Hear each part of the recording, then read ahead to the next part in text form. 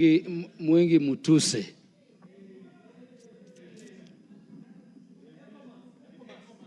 Ecomas Mutuse. Thank you, Mr. Speaker, for the opportunity to contribute on the important question that has been brought by the Honorable Junet Mohamed. To my understanding, Mr. Speaker, Supreme Court is a court that is supposed to balance between philosophical, technical, and the political interest of a country. And if you look at the historical foundations of the creation of Supreme Court right away from America, you realize that it is a court that is supposed to create stability in a country. And therefore, for that particular purpose and for that historical understanding, allow me to join the rest of the members of this House in congratulating our judges of the Supreme Court in so far as balancing the philosophical, technical, and political interest in determining the place of public participation in our governance system.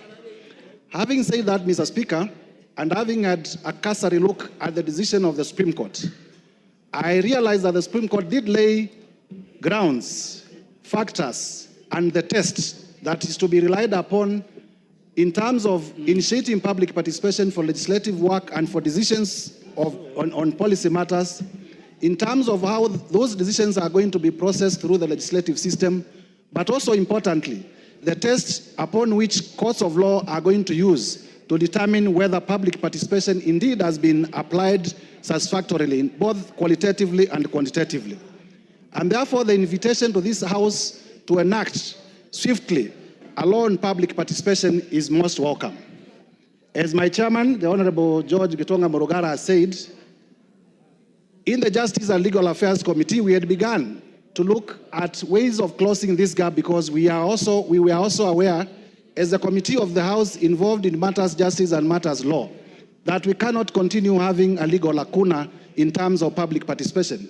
Because, as members have aptly put it, a lot of legislation, very good for the country, has been shot down because of misunderstandings. Just different judges reading from different scripts as to what is the place of public participation. And I will therefore be very supportive when finally the state publishes the public participation law in line with the decision of the Supreme Court. But also importantly, Mr. Speaker, as this House considers the question of public participation, we may also need to consider the question of a referendum law, because hand in hand with public participation is the place of a referendum in our governance system.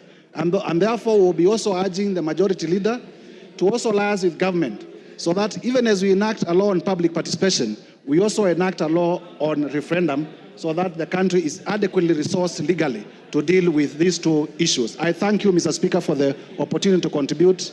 And I want to assure the House that having successfully impeached a Deputy President, I am not going to impeach any other person soon because we cannot go lower than that.